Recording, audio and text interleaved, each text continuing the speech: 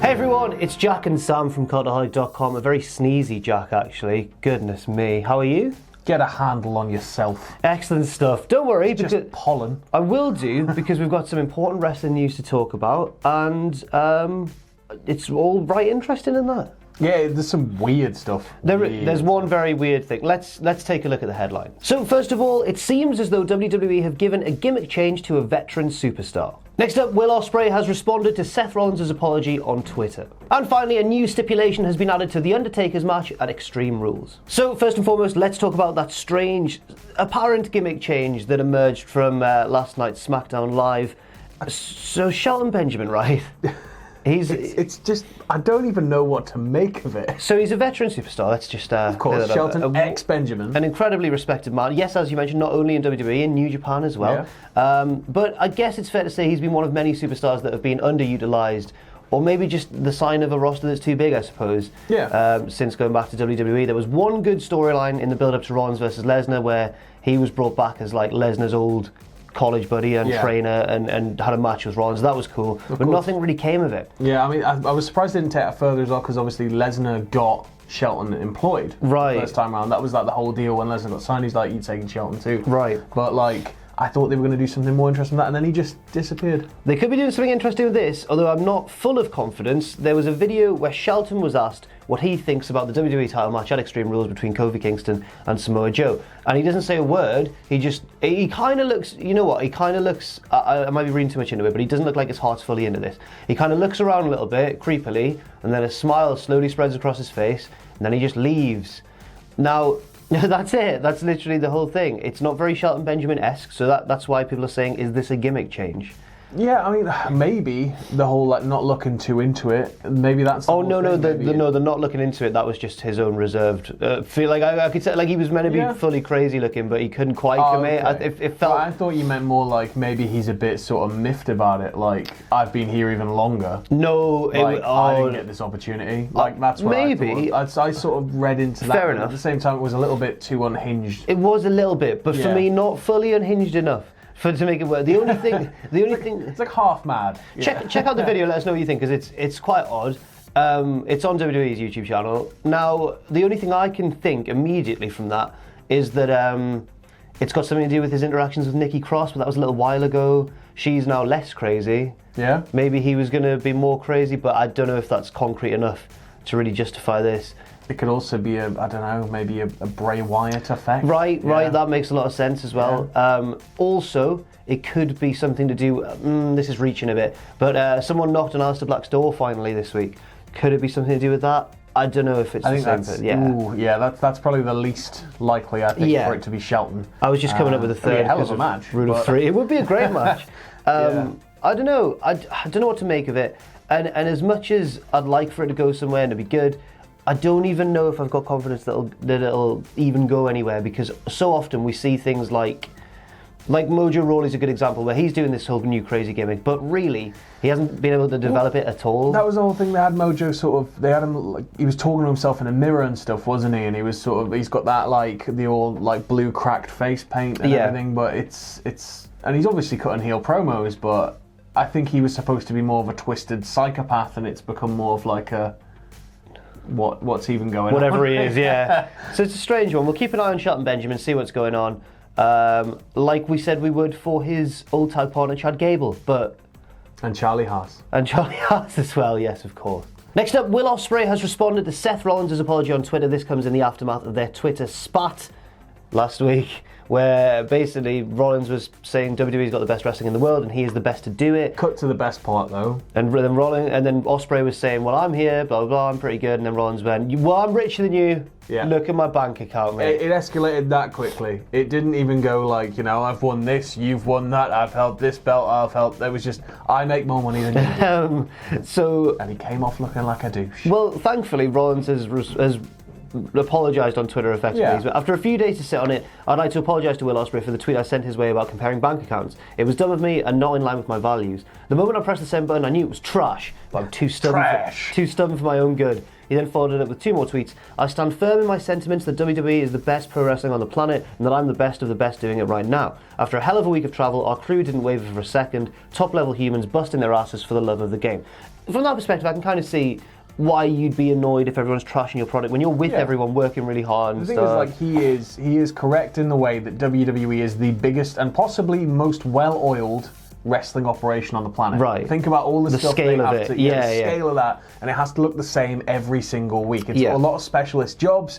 A lot of people have to just go and work their asses off. So in that respect, I can see what he means by it's the best. Yeah. Because that stuff is consistent every week. Raw doesn't look different every week. It looks the same, and it's all down to the people backstage. He also said, I couldn't be more proud to be a champion with this company and represent WWE and the entire industry in the way it deserves. No more garbage tweets. I can and will be better. Ospreay then put, apology accepted, just buy me a Nando's, which I think's brilliant. Honestly, nothing but respect for you, sir. Just a bit of banter in my mind. I've followed your career since you were Tyler Black. I know it's not all about the money, it's not all the money, and it's about the love. Keep flying your flag and having fun. Ospreay outing himself as an indie geek there. Well, the thing is, you're a deeper indie geek because you've been following him since he was Geeks. One syllable. No, I've also realised that when I say one syllable after Geeks, that actually wasn't Rollins who said that. That was a battle rapper called Guck or something like that. Guck, one syllable. So it's not even relevant to Rollins. But I guess it's nice that they've kind of, reached a compromise. Yeah. But Ospreay could have kept it going with About Time. Ospreay was clearly, I think, taking it less seriously than Rollins was. And I do feel quite bad for Rollins now because he did clearly get really annoyed about it. But I think he's done the right thing here, apologising. I think it's very easy to sort of, when you're within a bubble, a company, and you're on the road and you're producing wrestling for 5 days maybe on a tour and you're all knackered and everybody's criticising it and you're sat there getting tweets going, ugh. We remember that was bad. Yeah. We know what it's so, and we're sat there going, none of this is our fault. And we would get like, for example, if there was a match when we were working for a wrestling promotion, and then it got criticised, and we'd have maybe seen the guys beforehand or seen them plan the match and seen them be excited about how it was going to turn out. And when you've got that sort of personal connection to it, I can only imagine what it's like to actually be one of the wrestlers. Especially at that top 0.1%. Absolutely. So I do understand. I'm glad that they've kind of buried it, but at the same time, it did raise a lot of interesting discussions, I think, as well. So. Oh, definitely. Next up, let's talk about Extreme Rules, because a new stipulation has been added to Undertaker's match at the pay-per-view, which is not this weekend, but next. It's Undertaker and Roman versus Shane and Drew in a tag team match, which is now a no-holds-barred tag team match. Not an Extreme Rules tag team match for Extreme Rules, a no-holds-barred tag team match. I don't know the difference. I'm surprised, because usually it's just like, we'll bang everybody in the Hell in a Cell, every match will be Extreme Rules. There's only 2 matches at the minute that have got stipulations. Which is what I was going to go on to next. But first, this was announced by Shane McMahon on SmackDown during the Kevin Owens Show segment. Okay. Presumably, I've put here, these are my own thoughts, presumably this is a good thing. I think it'll help Taker, at least, rather than having a straight match. Taker does have a lot of submission moves in his arsenal, so like... No, it's no holds barred, Sam, it's weapons. Oh. Yeah, it's wiggly weapons. No holds barred suggests, you can use illegal holds. I thought that no holds barred was just another one of their words for hardcore, no DQ, or blah, blah, blah. Probably is, but I was thinking of it more literal sense. Well, Taker does have submissions in his game. So does Shane McMahon. He does. But yeah, I think it could help Taker, and also the fact that it's a tag team match could help him as well. He doesn't have to carry the load of the work. And also, I think Shane matches with stipulations are often better than normal Shane McMahon matches. He's more prepared to do crazy stuff for the stip, and it's always entertaining. What's the over-under on number of announce tables he's going to go through in this match? Two. Two announce tables.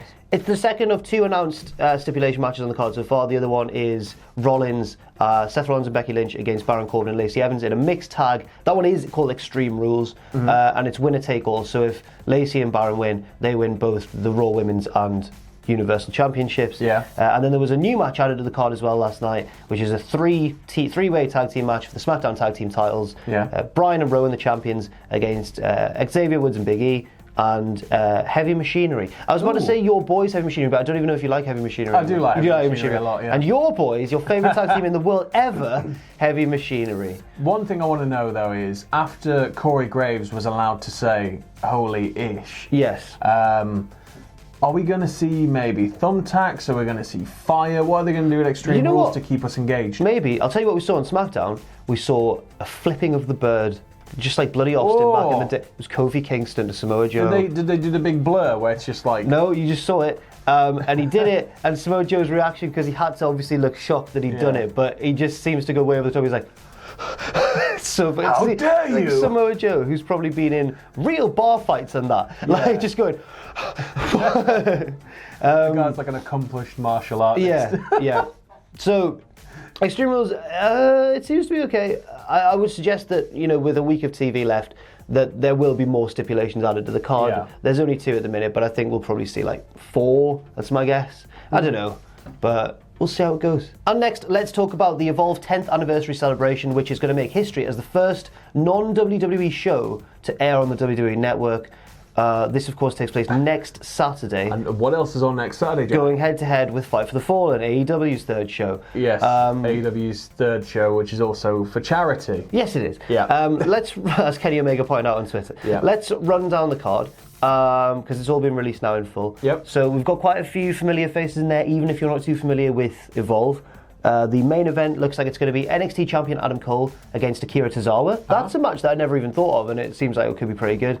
Does that harken back to the Dragon Gate USA days, or is that... I think maybe Tozawa was a big deal in Evolve. Or did Evolve stem from Dragon Gate USA? I think it's what, Evolve champion Austin Theory, who I'm a big fan of, against the WWN champion JD Drake in a winner-take-all match. It doesn't specify unification, but... I don't know. I don't know if they would get rid of the WWN belt.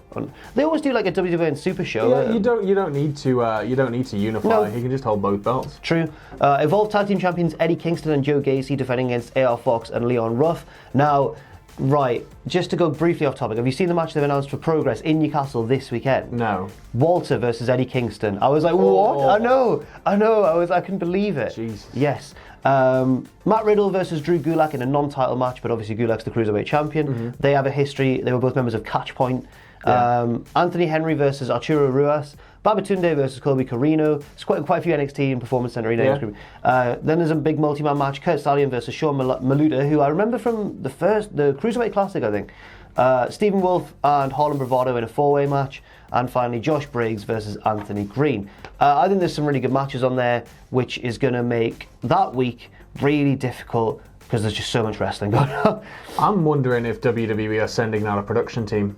Oh, to make it look cooler? Yeah. Or make it look more high value? I know that they like what they like, and they do not like indie-looking shows. I suspect they will be, because I think in response to all of this, like, oh, you're deliberately going head-to-head with Fight for the Fallen, I think their defense was like, no, we're in Philly anyway. I think it's in Philadelphia, or somewhere in Pennsylvania. Anyway. We're in the area anyway, so our production crew are all there. So I think it will look pretty polished. Oh, see, I think it'd go better if they didn't. Kept it's it more like we're just giving them the platform. Right. It's like, we just happen to be doing it on the same day as this event, but if they send everybody down to make it look amazing, it's going to be a bit like, oh. Yeah, a little bit. Yeah. It'll be very interesting. And finally, before we go as well, some Cultaholic news, because we're about to go to war, Sam. Are we? We are squaring off against the lads from Triple Jump, our sister channel, and if you're a fan of gaming, check out Triple Jump, and I think there's a link in the pinned comment below. Yes, there is. In the pinned comment below, you can go check out the Triple Jump channel. Gaming content, funny lads, fun times. Yes. But this is serious, because we're going to be taking them on in a Crash Team Racing tournament, which will be available exclusively on the Triple Jump channel in the foreseeable future. Sam, are you any good at Crash Team Racing?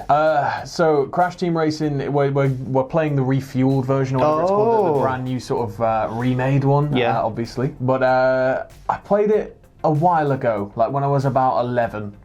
But I remember it being harder than Mario Kart. Okay.